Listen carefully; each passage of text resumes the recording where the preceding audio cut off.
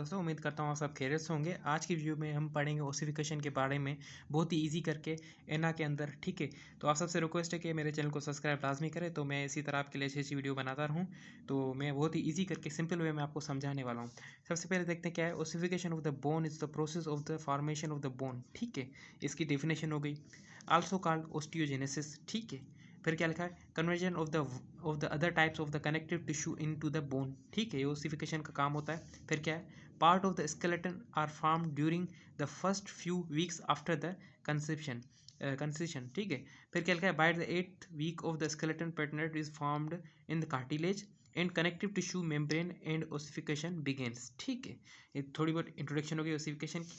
ठीक है, बोन्स के हवाले से bone development continuous through out the adulthood. ये आप सबको पता है कि बोन की जो डेवलपमेंट होती है वो अडल्ट तक होती रहती है। ठीक है, after adulthood continuous for repair for fracture and remodelling to meet changing the life style. ठीक है, अडल्टहुड के बाद क्या होता है कि रीमोल्डिंग, फ्रैक्चर और फिर वो रिपेयर का काम स्टार्ट हो जाता है, क्योंकि हमारा लाइफ स्टाइल जो है वो चेंज हो जाता है।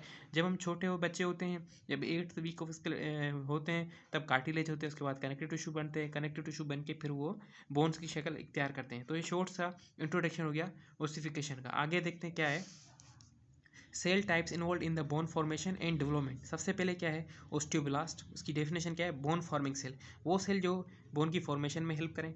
ओस्टियोसाइट, इसका मतलब क्या है, मेच्योर बोन सेल्स, वो सेल्स जो मेच्योर सेल्स हों बोन मेरो के अंदर।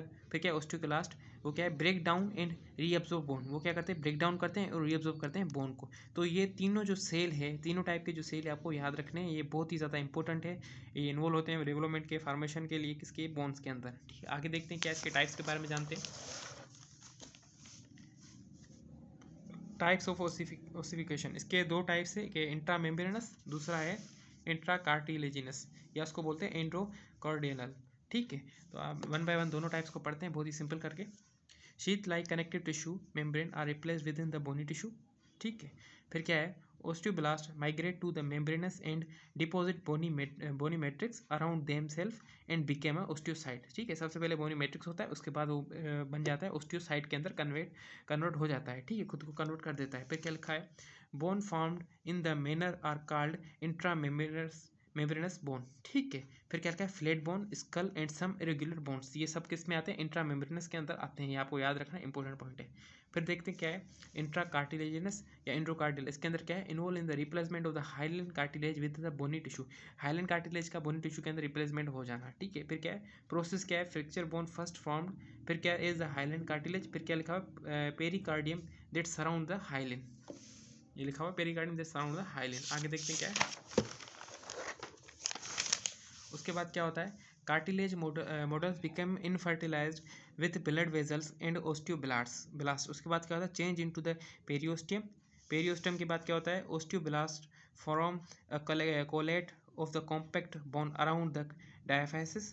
फिर क्या लिखा है, diaphysis cartilage begins to the disintegrate.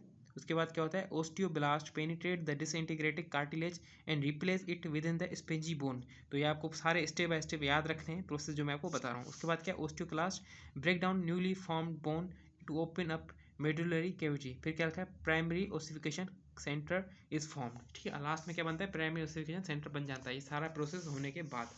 आगे देखते हैं हम क्या है, developing the bone increasing in the length as the cartilage in the epiphysis continues to grow। फिर क्या है, after birth secondary ossification centre, इसके अंदर क्या लिखा हुआ है, epiphysis ossification is similar to the diaphysis except spongy bone is a retained instead to break down to form a medullary cavity.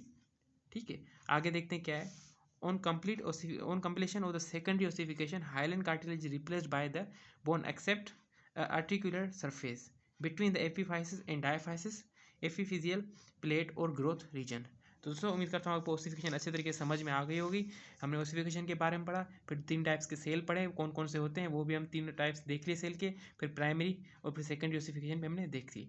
तो आप सबसे रिक्वेस्ट है कि मेरे चैनल को आप सब्सक्राइब करें और बस मेरी वीडियो देखते रहें। आप सबका शुक्रिया मेरी वीडियो देखने के लिए।